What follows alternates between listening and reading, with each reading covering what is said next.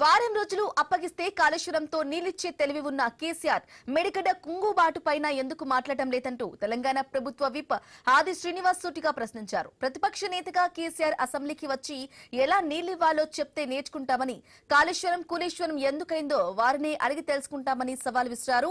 ప్రతి ఏడాది 240 టీఎంసీలు ఎత్తిపోయాలన్న లక్ష్యంతో కాళేశ్వరం ప్రాజెక్టును నిర్మించారు కదా, మీరు ఎన్ని టీఎంసీలు ఎత్తిపోశారో చెక్ చేసుకోవాలని అన్నారు. కరెంటు వృధా తప్ప కాళేశ్వరంతో మీరు సాధించింది ఏమీ లేదంటూ కౌంటర్ వేశారు. తెలివే వీళ్ళకు ఉండుంటే ఎందుకు మీ హయాంలో ఆ కాళేశ్వరాన్ని వెంటనే నిర్మాణం చేసే ప్రయత్నం చేయలేరు అంటున్నాం. దీని మీద సమాధానం చెప్పాలి కేసీఆర్ గారు.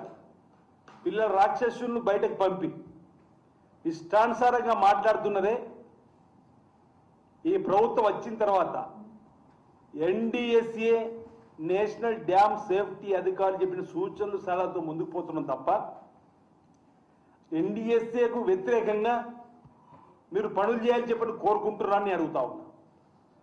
మీరు చెప్పిన విధంగా ఒకవేళ కన్నెపల్లి పంప్ హౌస్ నుంచి ఎత్తిపోయాల్సిందే నీళ్లు, లేదంటే 50,000 మందితో మేము వెళ్ళి అక్కడ పంపులు ఆన్ చేస్తామంటున్నారు. అసలు ఆ పంప్ హౌస్లు మీ హయాంలో 2 సార్లు మునిగిపోయినాయి తెలుసా అని అడుగుతారు. ఎత్తి ఎందులో